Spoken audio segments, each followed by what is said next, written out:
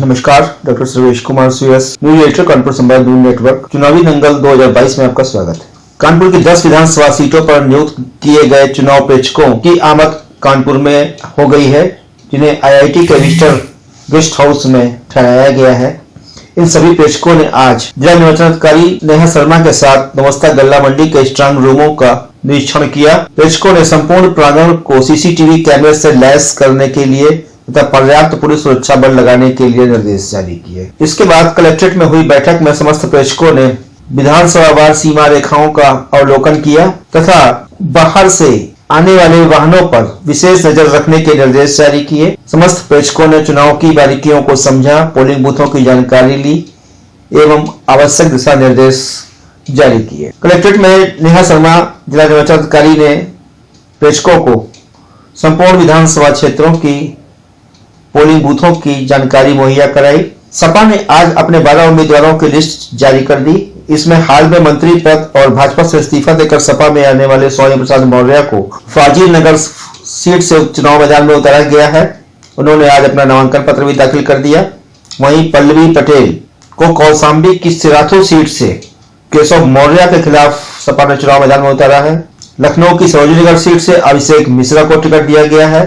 पल्लवी पटेल अपना दल की प्रिया पटेल की छोटी बहन है। भाजपा ने लखनऊ कैंट से जहां ब्रजेश पाठक को उम्मीदवार बनाया है, वहीं सपा ने रीता बहुगुणा जोशी के बेटे मयंक को कैंट से टिकट देने का फैसला किया है। यूपी के पहले चरण के लिए 10 फरवरी को मतदान होगा, जिसके लिए नामांकन दाखिल हो चुके हैं। पहले चरण में यूपी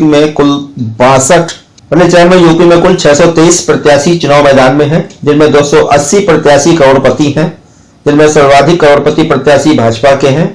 भाजपा के 57 में से 55 प्रत्याशी करोड़पति हैं। राष्ट्रीय लोकदल के 29 में 27 प्रत्याशी करोड़पति हैं। सपा के 28 में 23 प्रत्याशी करोड़पति हैं और बसपा के 56 में 50 प्रत्याशी करोड़पति हैं। कांग्रेस के 58 में 32 और आम आदमी पार्टी के 52 में से 22 प्रत्याशी करोड़पति हैं, जो पहले चरण में चुनाव मैदान में उतरे हुए हैं।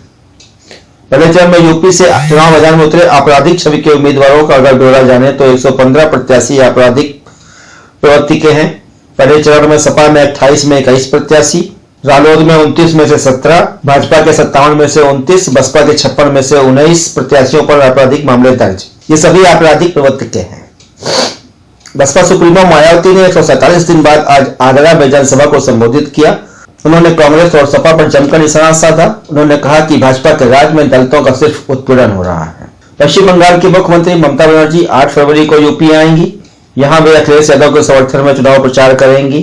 ममता ने कहा कि 2024 के लोकसभा चुनाव में उनकी पार्टी उत्तर प्रदेश में भी अपने उम्मीदवार उतारेगी। योगी आदित्यनाथ के गर्मी निकाल लेने के बयान पर अखिलेश ने आज पलटवार करते हुए कहा कि मुख्यमंत्री की भाषा ऐसी नहीं हो सकती।